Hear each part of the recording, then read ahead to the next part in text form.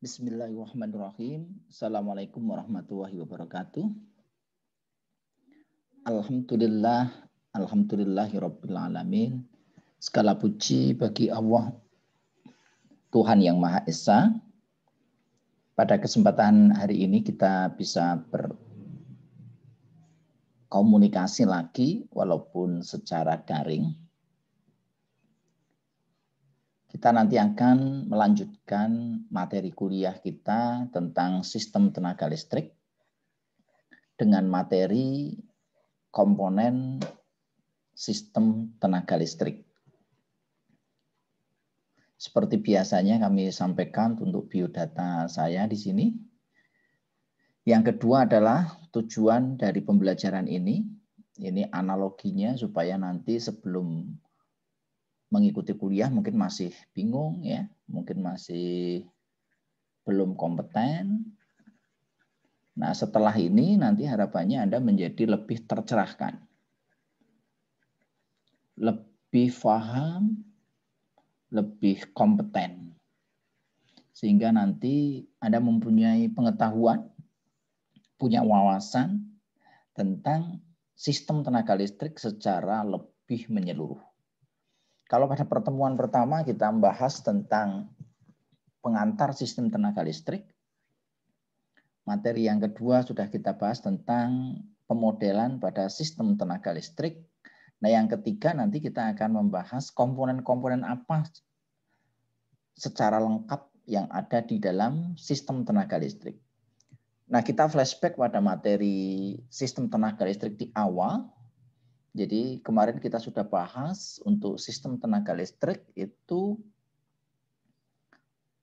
dapat kita pandang sebagai sebuah kumpulan dari komponen-komponen yang saling berkaitan untuk mencapai tujuan. Nah, tujuannya adalah untuk mendapatkan energi listrik yang berkualitas, yang andal, yang aman. Jadi nanti ada parameternya adalah A3. A3 itu adalah andal berkaitan dengan kualitas. Yang kedua adalah aman, berkaitan dengan keamanan, baik untuk peralatan maupun manusia. Yang ketiga adalah akrab lingkungan. Nah, di sini nanti kaitannya dengan lingkungan hidup.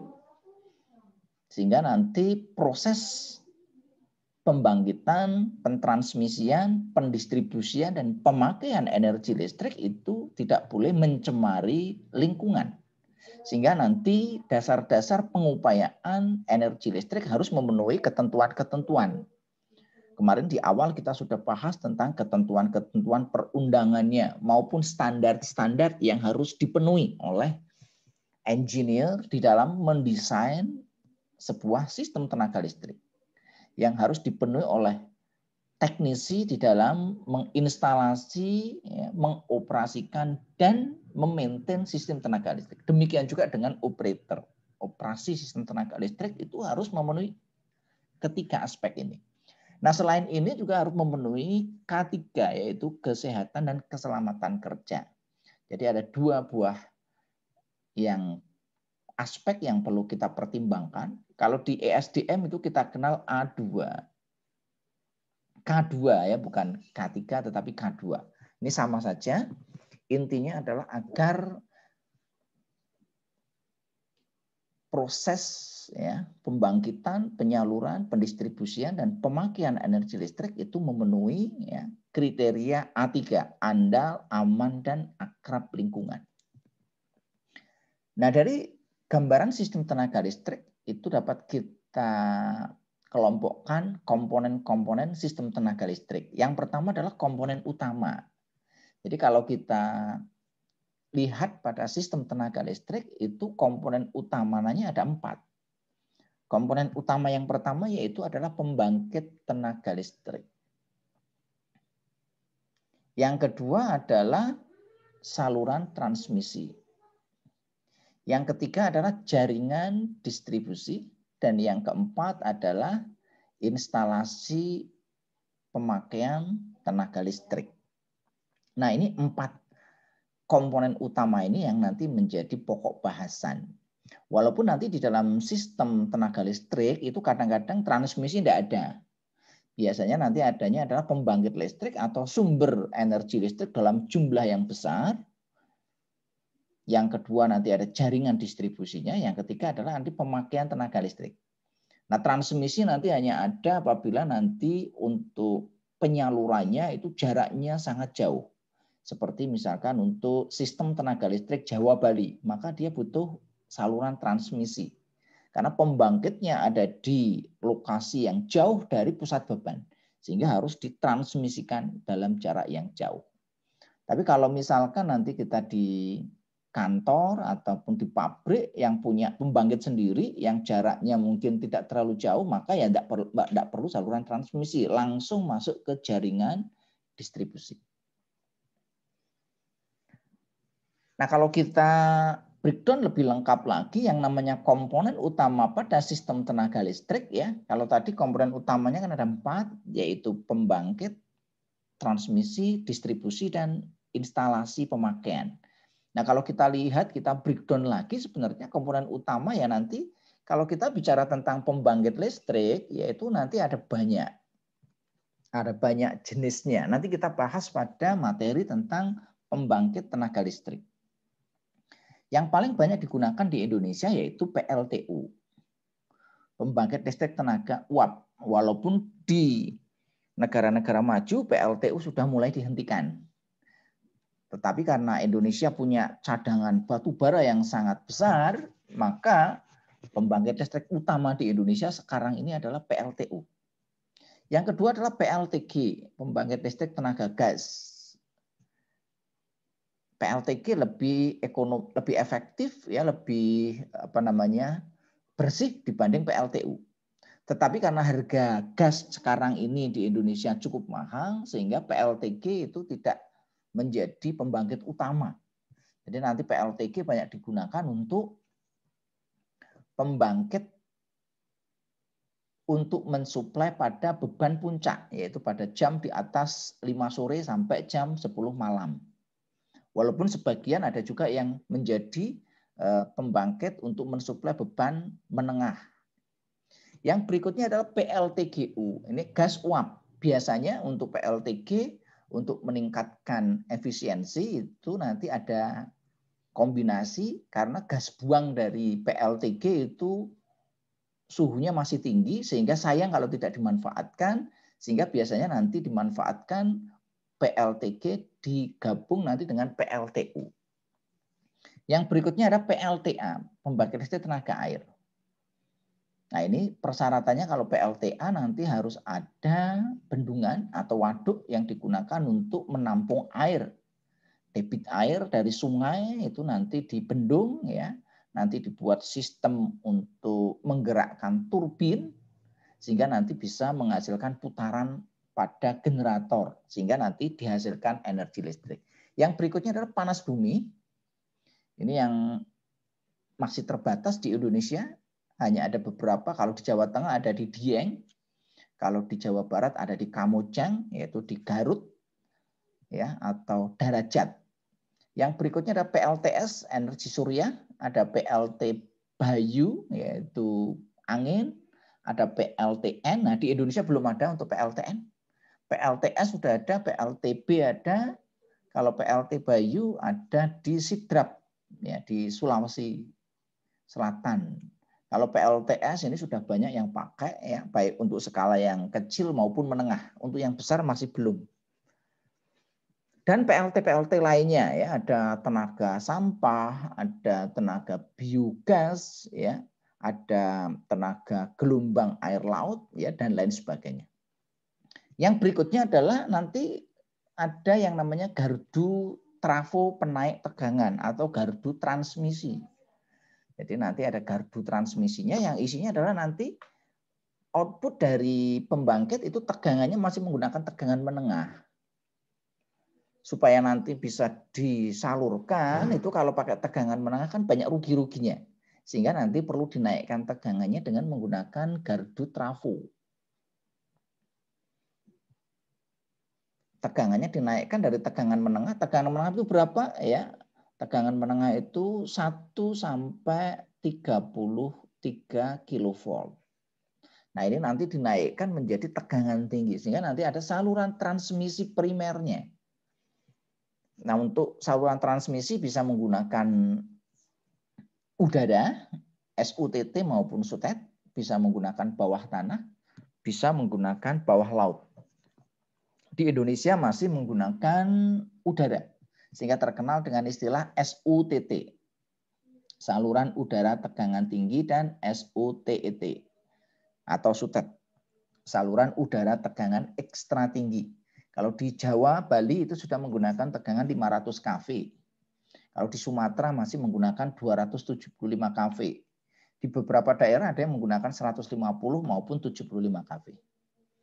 Yang berikutnya nanti ada gardu induk. Nah, ini yang menjadi gardu utama pada transmisi dan distribusi. Jadi ini gardu induk itu ya perlintasan. Ini contoh untuk informasi gardu induk. Ini perlintasan antara saluran transmisi ke distribusi. Biasanya nanti menurunkan tegangan dari 500 kV menjadi 150 kV. Nah, 150 kV nanti bisa langsung didistribusikan ke konsumen besar, industri, pabrik, atau nanti bisa didistribusikan melalui jaringan distribusi primer, ya, baik menggunakan tegangan 150 kV maupun 20 kV. Yang berikutnya ada gardu trafo untuk penurun tegangan, step down. Tadi kalau di gardu induk ya mesti ada trafo. Dari tegangan transmisi diturunkan menjadi tegangan gardu induk 150 kV. Nanti ada juga gardu trafo distribusi. Ini untuk mendistribusikan dari tegangan 150 kV menuju ke 20 kV. Nah, nanti ini yang didistribusikan di tiang-tiang di sini. Kalau yang pakai udara, kalau yang bawah tanah ya nanti masuk ke kabel bawah tanah untuk bawah tanah. Ada yang bawah laut ya nanti melalui kabel laut. Yang berikutnya adalah instalasi listrik pemakaian. Nah, ini untuk pemakaian nanti ada banyak, nanti kita bahas satu persatu. Yang berikutnya adalah tadi kalau pertama tadi kita bicara tentang komponen-komponen utama, kalau sekarang kita bicara komponen pendukung ya. Jadi komponen utamanya tadi kalau kita bicara tentang sistem tenaga listrik ya komponen yang besarnya itu tadi tentang pembangkit, transmisi, ya, distribusi dan instalasi pemakaian. Nah, pendukungnya apa sebenarnya? Ini proteksi. Tapi ini proteksi walaupun pendukung ini sangat penting. Karena kalau tanpa adanya sistem proteksi maka tidak bisa memenuhi syarat A3 tadi. Tidak bisa memenuhi andal dan aman. Yang berikutnya adalah sistem penghubung atau pemutus, switchgear. Nah, ini untuk pengaturan supaya nanti bisa dilakukan pengaturan dengan mudah dan cepat. Ada sistem grounding, ini nggak wajib, tetapi ini penting. Ada konduktor dan isolator, kalau ini wajib nih, konduktor dan isolator pada sistem tenaga listrik. Pasti yang namanya sistem tenaga listrik ya mesti punya konduktor, penghantar, dan isolator. Kapasitor bank ini biasanya digunakan untuk memperbaiki faktor daya. Tidak wajib ya. Yang berikutnya sistem instrumentasi, pengukuran, ya, monitoring, pengujian, dan kontrol. Ini juga tidak wajib. Tetapi untuk bisa mendapatkan listrik yang berkualitas ini sangat dibutuhkan. Yang berikutnya sistem pengubah. Dari listrik tegangan tinggi dirubah menjadi tegangan menengah. Dari tegangan menengah dirubah jadi tegangan tinggi. Dari tegangan menengah dirubah jadi tegangan rendah. Ini sistem pengubah. Ini penting sekali. Dari listrik AC dirubah jadi DC. Dari listrik DC dirubah jadi AC. Dari AC dirubah jadi AC. Dari DC dirubah jadi DC. Ini nanti akan lebih banyak dibahas di elektronika daya. Ini juga penting ya. Karena kalau tadi kita bahas di pembangkit itu tegangannya menengah. Transmisi tegangannya tinggi, maka ini harus diubah. Yang berikutnya ada sistem komunikasi untuk kontrol. Tanpa sistem komunikasi maka pengaturan sistem tenaga listrik akan sulit ya, sehingga diperlukan sistem komunikasi. Kalau dulu ya menggunakan PLC, Power Line Carrier, bukan Programmable Logic Control. Power Line Carrier supaya nanti ya ini kaitannya nanti dengan SCADA. Jadi nanti untuk pengaturan sistem tenaga listrik yang terhubung dalam sistem interkoneksi, maka pengaturan on-off-nya suatu pembangkit, suatu saluran transmisi, jaringan distribusi itu bisa dilakukan melalui P2B, unit pengatur beban yang ada di PLN. Ini yang menjadi otaknya. Kalau di Jakarta ada di Gandul, kalau di Jawa Tengah nanti ada di Ungaran, ya. Kalau di Jawa Barat nanti ada di Bandung, Jawa Timur ada di Surabaya dan lain sebagainya. Yang berikutnya ada sistem proteksi petir. Ini nggak wajib, tapi ini penting untuk melindungi instalasi listrik dari gangguan eksternal. Berupa apa? Berupa gangguan petir. Yang berikutnya panel-panel listrik, ya, untuk tegangan tinggi, tegangan menengah maupun tegangan rendah. Ini juga penting. Berikutnya ada peralatan-peralatan listrik seperti motor untuk pompa, motor untuk kompresor dan lain sebagainya. Untuk kalau di rumah ada AC, ada TV dan lain sebagainya. Ini penting, ya. Yang berikutnya ada perlengkapan listrik yang dibutuhkan, ya, termasuk aksesoris, ya, untuk segala macam tiangnya, ya, termasuk nanti untuk cross arm, termasuk untuk klemnya, termasuk untuk isolasi dan lain sebagainya. Nah, ini kalau kita bahas nanti komponennya ada banyak sekali. Ini sudah kita pilih mana yang penting saja, ya.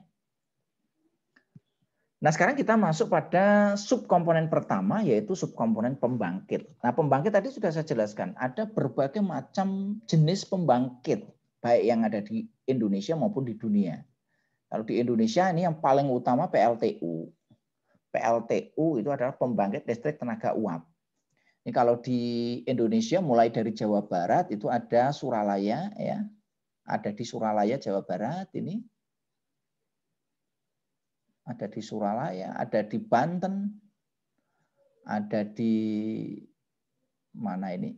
Cilacap.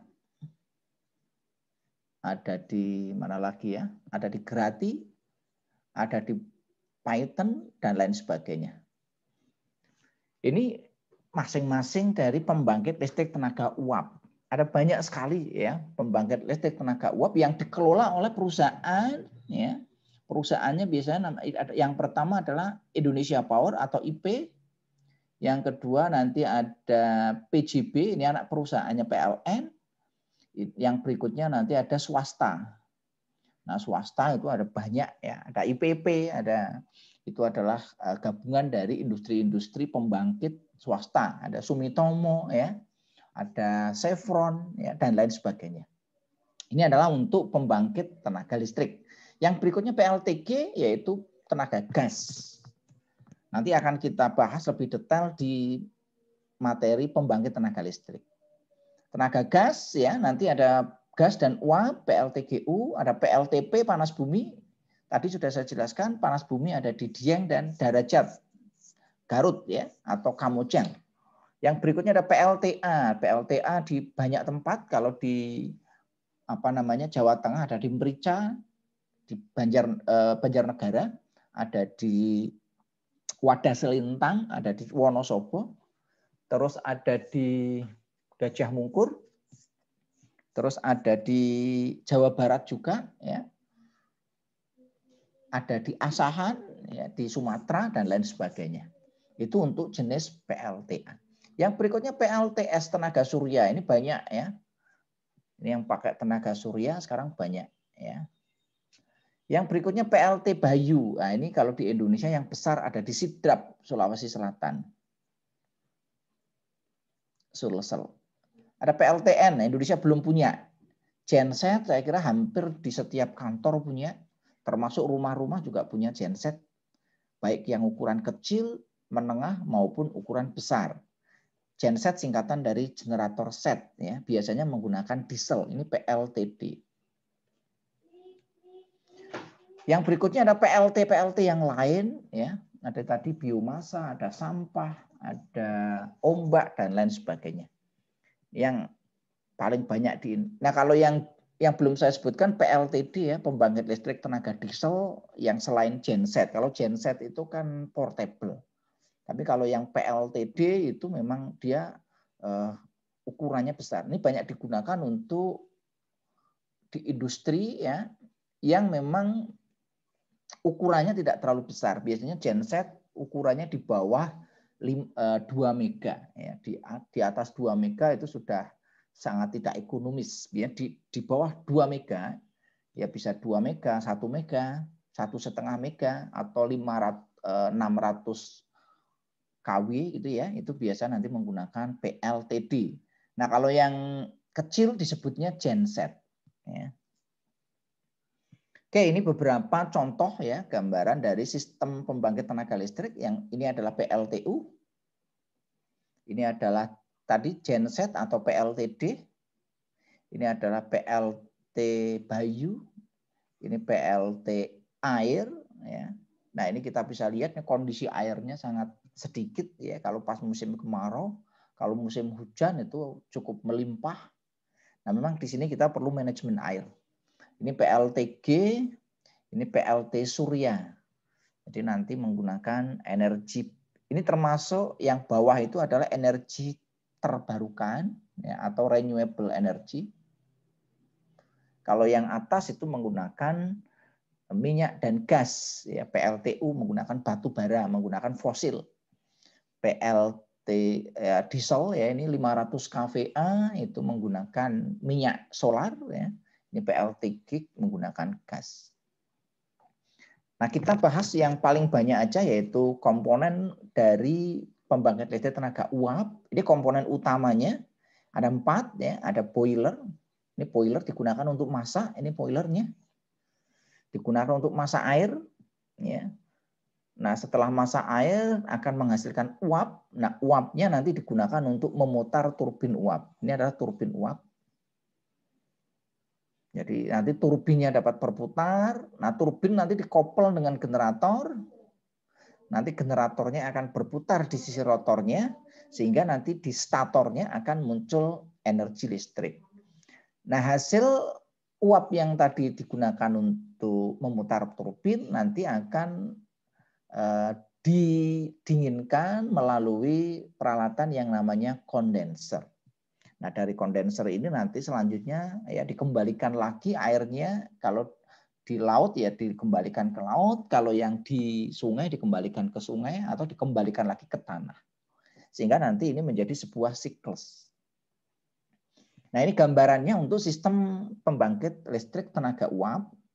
Ini bisa di sungai maupun laut. Ini digunakan untuk memasak air di boiler. Ini air kita masukkan ke boiler. Nah, boiler nanti ada ruang bakarnya, ada furnace. Bahan bakarnya itu batu bara. Batu baranya nanti dihaluskan melalui cracker maupun milling, ya mesin milling, pulverizer. Setelah itu nanti dibakar di sini. Air kalau dia dipanaskan dia akan menghasilkan uap. Uapnya terus apabila dipanaskan secara terus-menerus akan menghasilkan uap bertekanan tinggi di sini. Uapnya biasanya nanti uapnya superheated. Uap superheated itu biasanya suhunya di atas 460 derajat Celcius. Nah, uap yang bertekanan tinggi ini nanti ya akan digunakan untuk memutar turbin sehingga turbin di sini nanti akan berputar. Nah, turbinnya nanti dikoppel dengan mesin generator sehingga nanti di statornya akan menghasilkan energi listrik.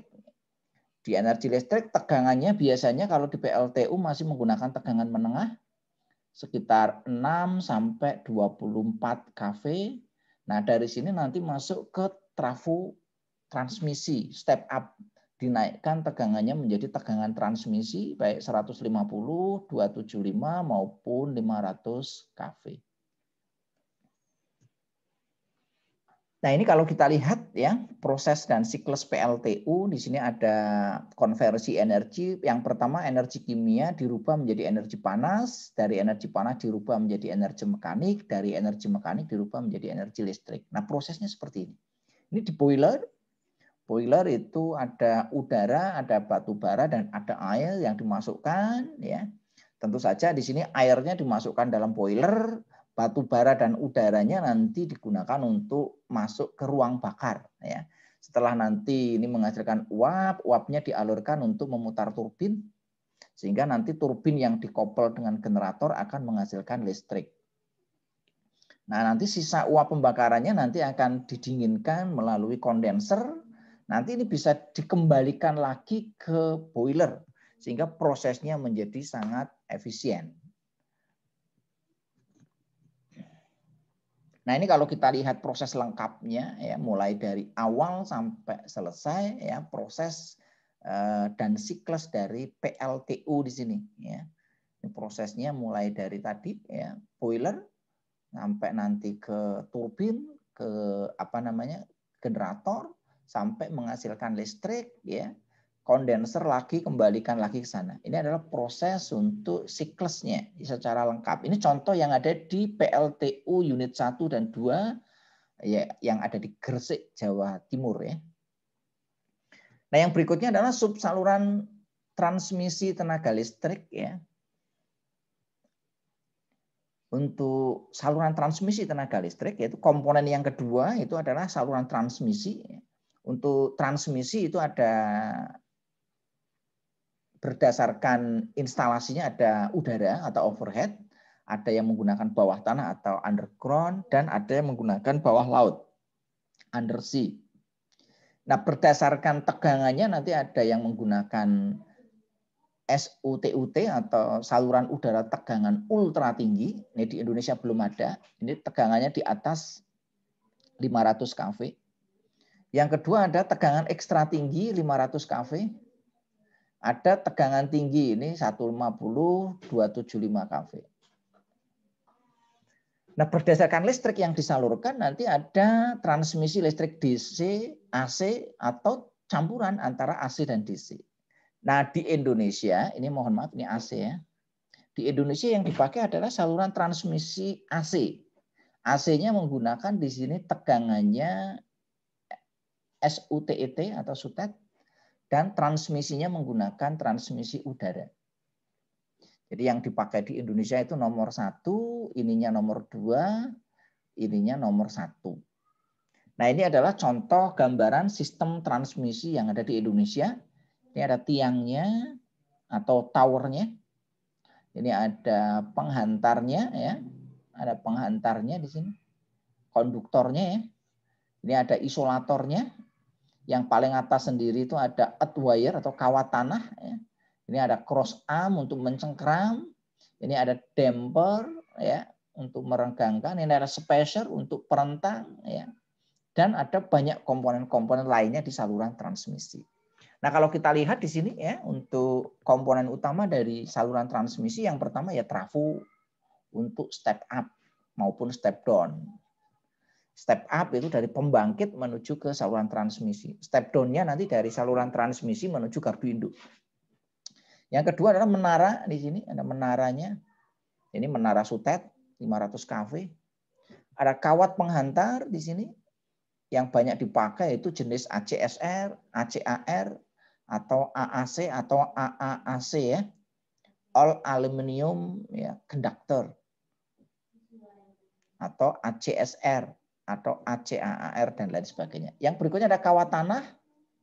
Ini biasanya yang paling ujung, yang paling atas sendiri digunakan untuk proteksi terhadap sambaran petir dan juga nanti digunakan untuk grounding supaya nanti sistem saluran transmisi apabila kena petir itu sudah ada proteksinya. Sehingga nanti yang kena mesti yang paling atas, kawat tanah. Yang berikutnya ada isolator. Ini isolator. Ada cross arm ya, yang tempat untuk mencengkram antara penghantar dengan tiangnya. Ada spacer. Nah, ini spacer. Perentang supaya nanti antar kabel itu tidak terjadi singgungan karena kena angin dan lain sebagainya. Balistor ini biasanya kalau yang dekat bandara itu nanti di transmisi ada bola-bola yang ada di sini. Nah, ini bolanya untuk komunikasi pesawat ya. Tanda bahwa oh di sini ada saluran transmisi. Ada groundingnya, ada switchgear, ada peralatan proteksi dan lain sebagainya. Ini adalah komponen-komponen di saluran transmisi tenaga listrik. Nanti secara detail akan kita bahas pada pokok bahasan saluran transmisi tenaga listrik. Yang ketiga adalah sub jaringan distribusi tenaga listrik. Sama dengan saluran transmisi, di sini dibedakan menjadi 3 ya, untuk distribusi udara, distribusi bawah tanah, dan distribusi bawah laut.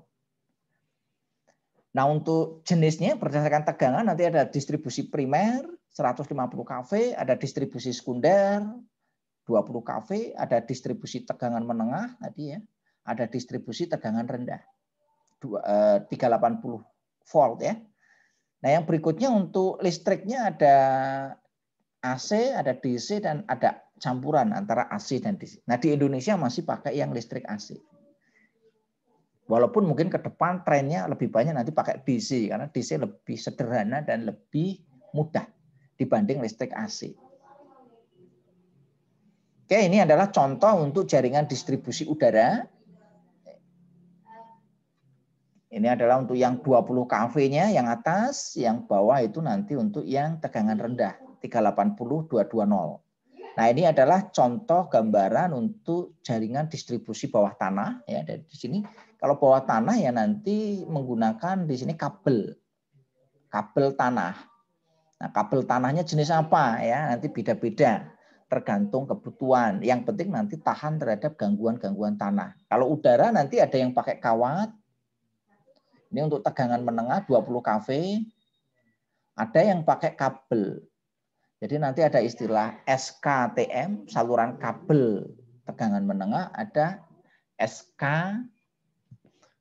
SUTM, saluran udara. Kalau udara itu menggunakan kawat, kawat itu adalah penghantar telanjang, tidak ada isolasinya. Sedangkan kalau kabel itu ada isolasinya. Nah, ini adalah gambaran untuk jaringan distribusi bawah laut ya. Ini Jawa dan Bali. Ini untuk jaringan distribusinya menggunakan bawah laut ya. Ada beberapa juga di Indonesia menggunakan bawah laut ya. Ada yang di Surabaya, Madura ya. Suramadu itu dulu belum ada jembatan sehingga untuk distribusi dan transmisinya menggunakan bawah laut. Nah, komponennya apa aja di jaringan distribusi? Nah, kalau kita lihat ada banyak ya. Yang pertama ada gardu induk. Gardu induk yang menurunkan tegangan dari transmisi menuju distribusi. Sebenarnya ini terminalnya. Gardu induk itu terminal utama antara transmisi dan distribusi itu melalui gardu induk. Yang kedua ada gardu transmisi. Yang berikutnya ada panel listrik, ada panel tegangan menengah, ada panel tegangan rendah, dan ada panel-panel yang lain. Ada kawat dan kabel, ini contoh kabel yang digunakan untuk yang tegangan rendah. Tegangan menengah 20 kV ya. Biasanya menggunakan kabel XLPE atau kabel-kabel jenis yang lain. Apakah kabel tanah atau bukan, tergantung dari nanti spesifikasi jaringan distribusinya. Ada isolator. Isolatornya beda dengan transmisi. Kalau transmisi pakainya isolator gantung ya, isolator yang kecil-kecil disusun nanti menjadi jumlah yang cukup banyak ya, karena jaraknya harus tinggi ya, karena tegangan semakin tinggi tegangan maka isolasinya harus menggunakan lebih tinggi. Nah, isolasi banyak menggunakan keramik ya. Yang berikutnya ada trafo distribusi. Ini trafo yang ada di dalam, trafo yang ada tiang biasanya nanti ada juga ya. Ada panel listrik untuk main distribution panel. Ini adalah untuk MDP. Ada SDP dan lain sebagainya. Ada tiangnya. Nah, di sini ada tiang.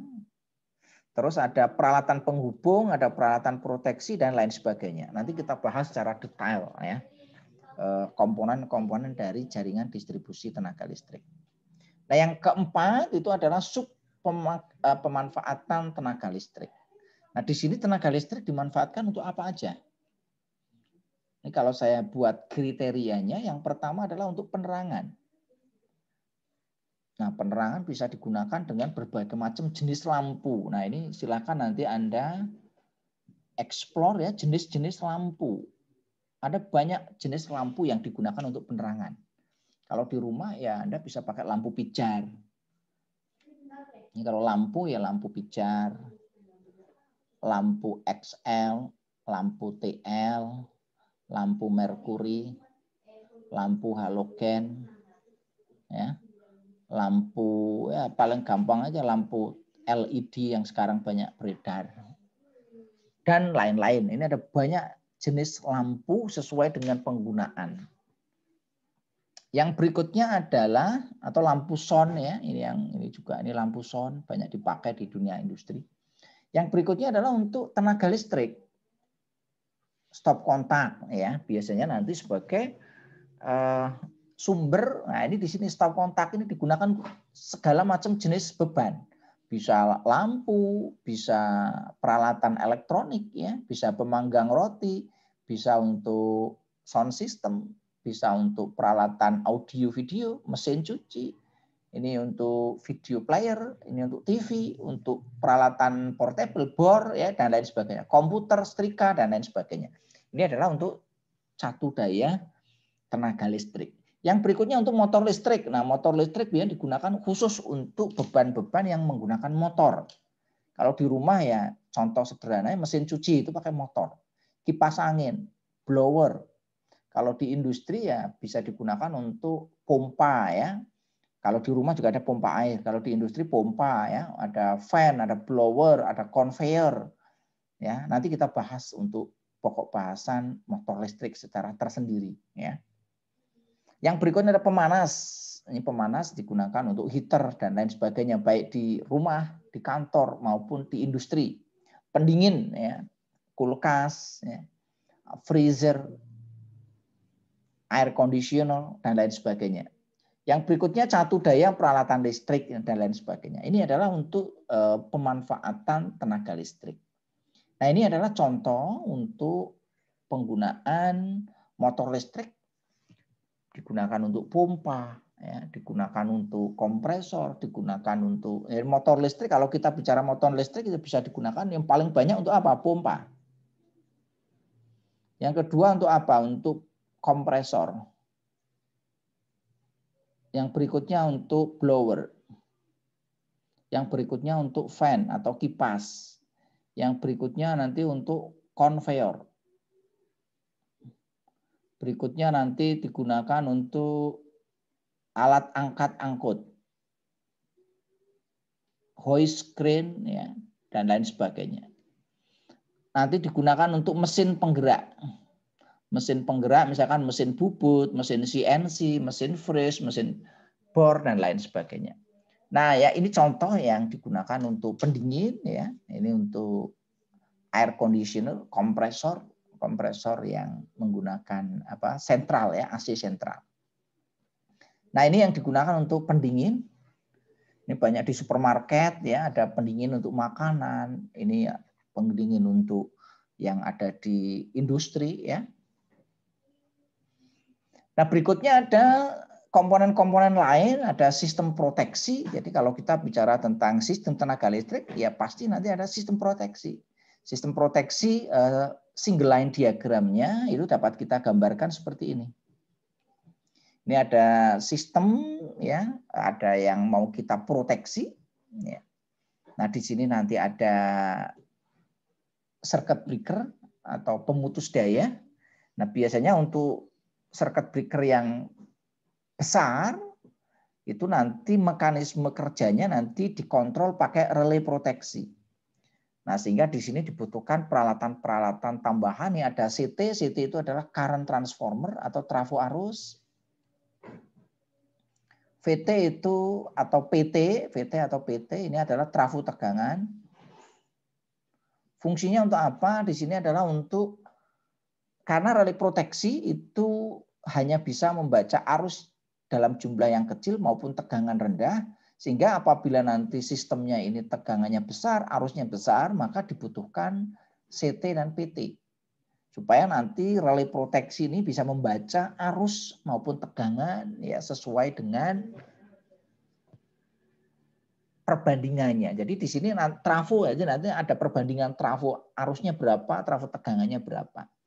Sehingga nanti dia bisa mendeteksi apakah arus yang melewati pada jaringan tenaga listrik ini sudah melebihi dari settingnya atau belum. Apabila dia sudah melebihi settingnya, maka relay akan memerintahkan kepada si B melalui tripping coil untuk memutus. Sehingga nanti kerja si B sangat dipengaruhi oleh perintah dari circuit relaynya ini. Nah untuk bekerja nanti relay membutuhkan catu daya, baik catu daya DC yang dicatu dengan menggunakan aki maupun menggunakan listrik AC yang sudah diubah menjadi listrik DC. Ini adalah untuk sistem proteksi. Nah, kalau kita lihat lagi komponen sistem proteksi, ini nanti ada circuit breaker atau pemutus dayanya, ada fuse, ya, ini fuse atau sekring, ada relaynya jenisnya ada banyak. Jadi kalau kita bicara tentang sistem proteksi, nanti ada 96. Ada 96 ya, ANSI code. Nah, nanti sebagai calon engineer Anda perlu tahu ya, 96 ANSI code untuk sistem proteksi, peralatan proteksi yang biasa digunakan di sistem tenaga listrik, baik proteksi generator, proteksi saluran transmisi, proteksi untuk jaringan distribusi maupun proteksi untuk instalasi pemanfaatan tenaga listrik. Ada banyak nanti.